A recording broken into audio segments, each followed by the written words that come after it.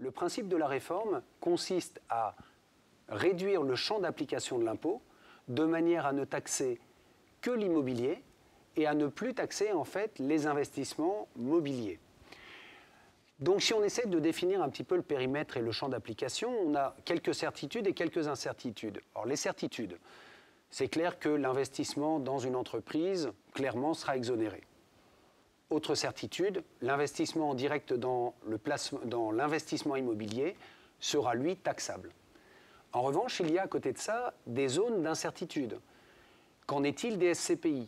Est-ce que les SCPI seront considérés comme des biens mobiliers parce que civilement c'est des actifs mobiliers, ou est-ce qu'il s'agira de biens immobiliers et donc taxables parce que le sous-jacent est immobilier ?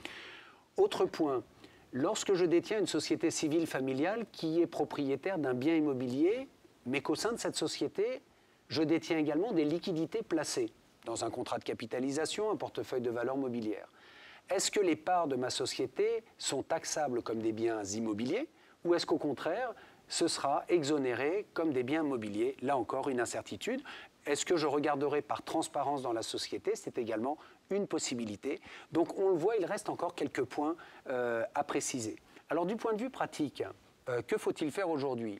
Si d'un côté je suis imposable en matière d'ISF, donc le nouvel ISF, l'IFI, donc l'impôt sur la fortune immobilière, lorsque j'investis dans l'immobilier, j'ai plutôt intérêt à investir en mettant de la dette en face, de façon à avoir une base imposable qui soit faible, soit en direct, soit au sein d'une société civile familiale, à l'actif de laquelle j'aurai le bien immobilier et au passif, j'aurai la dette.